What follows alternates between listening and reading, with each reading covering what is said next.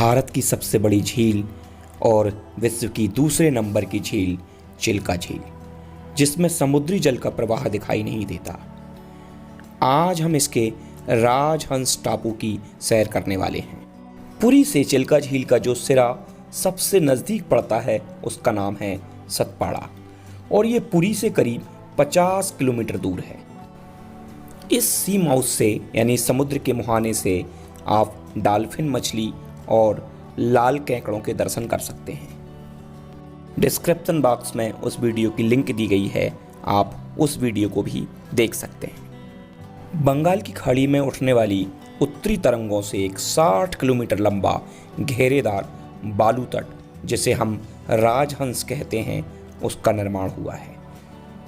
उसी तट पर हम जाने वाले हैं। राजहंस तट और एक तरफ है चिल्का झील और एक तरफ है बंगाल की खाड़ी। एक रेतीले मार्ग से हम बंगाल की खाड़ी में पहुंचते हैं।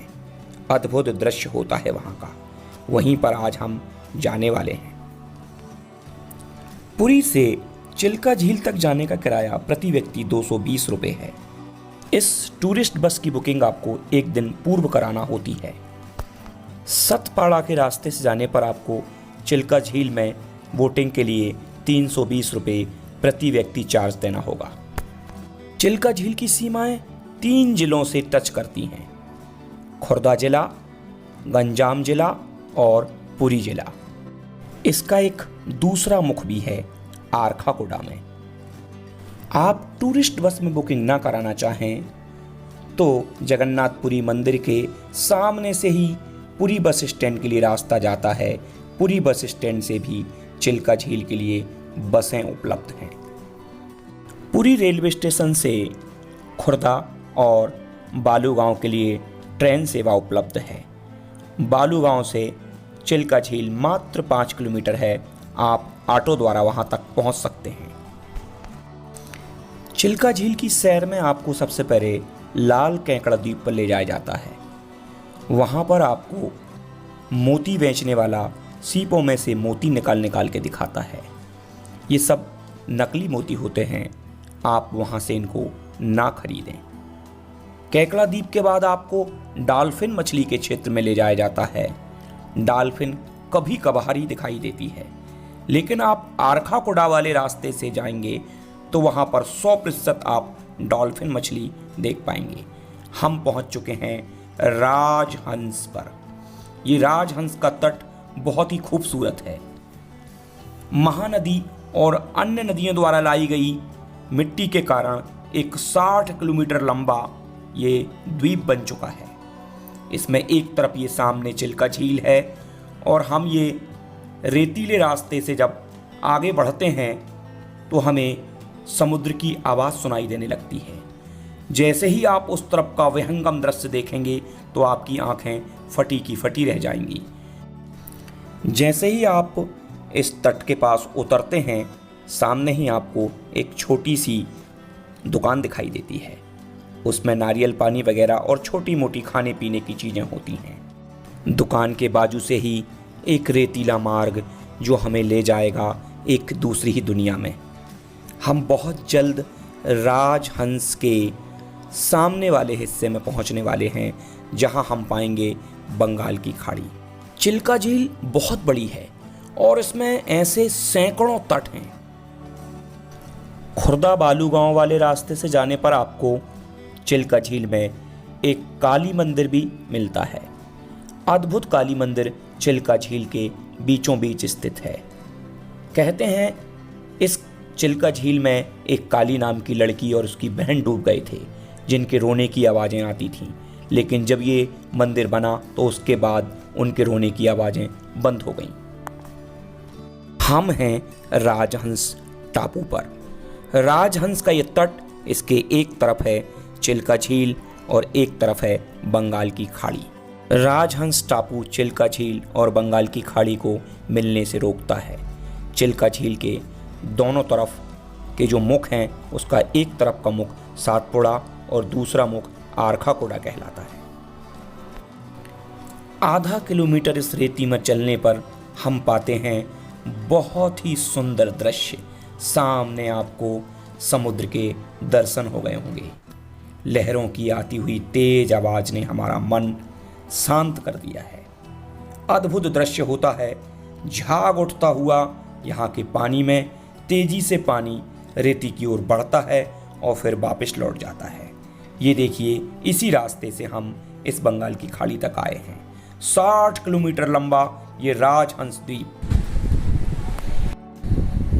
पीछे चिल्का झील है और चिल्का झील के वहाँ पर हमारी बोट खड़ी हो गई है और वहाँ पर लिखा था सी माउथ, यानी समुद्र का मुख। तो चिल्का झील यहाँ पर बंगाल की खाड़ी से मिलती है और ये सामने जो आपको रास्ता दिखाई दे रहा है, इस रास्ते से हम वहीं पर बोट खड़ी हो गई थी, वहाँ से हम आए हैं।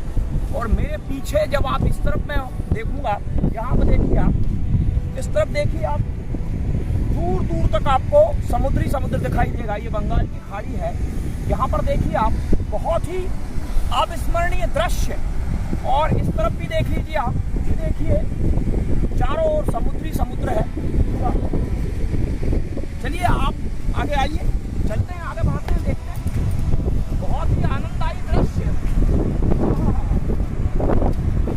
देखिए आप, बंगाल की खाड़ी समुद्र में उठती हुई पल्ले। देखिए पर्यटक दृश्य का आनंद ले रहे हैं। यहाँ पर बहुत ही अद्भुत दृश्य आपको दिखाई दे रहा है। मुझे लगता है इस तरफ ज़्यादा अच्छा आ रहा होगा, कहूँ इस तरफ से लाएगा, है ना? ये उस तरफ अंधेरा आ रहा होगा। चलिए, बहुत ही समुद्र।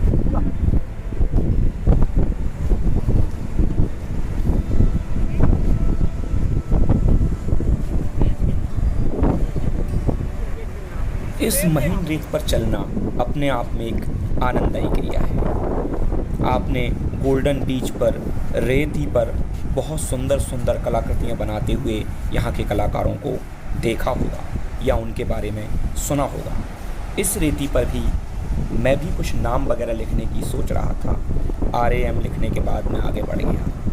मैंने भी इस रेती पर राम बाबू पटेल तेल सिंह लिखा, क्योंकि यही तो मेरे चैनल का नाम है।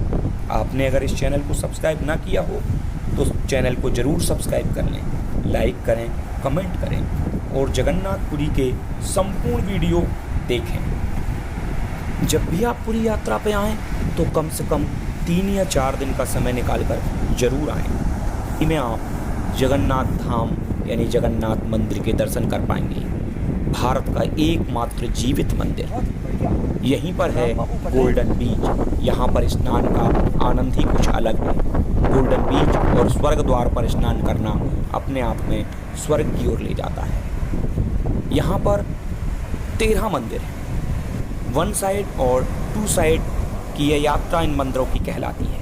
एक साइड में 10 मंदिर, जिसमें गुडीचा मंदिर, बेड़ी हनुमान मंदिर जैसे मंदिर शामिल हैं, तो दूसरी साइड में लोकनाथ मंदिर, ओंकारेश्वर मंदिर, गुप्त वृंदावन आदि मंदिर हैं। आप एक दिन पूर्व ही इस टूरिस्ट बस में बुकिंग करा लेते हैं तो आप उसमें चंद्रभागा समुद्र तट, कोणार्क मंदिर, लिंगराज मंदिर, उदयगिरी खांडेगिरी की गुफाएं, धौलागिरी स्तूप और नंदनकानन बस।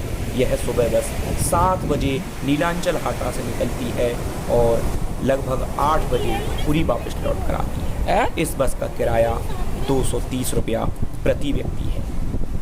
इसी प्रकार आप तीसरे दिन भी एक बस की यात्रा करते हैं, उसकी बुकिंग भी आपको एक दिन पूर्व कराना होती है।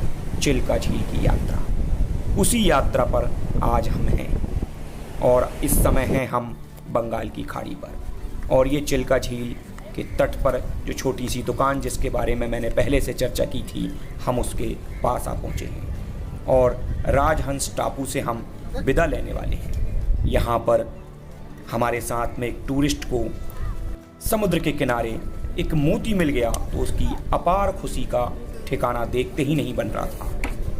ये जो झाड़ हैं, ये जो तूफान उठता है बंगाल की खाड़ी से, उसको रोक लेते हैं। साथियों, अगर वीडियो पसंद आया हो तो शेयर ज़रूर करें, कमेंट करें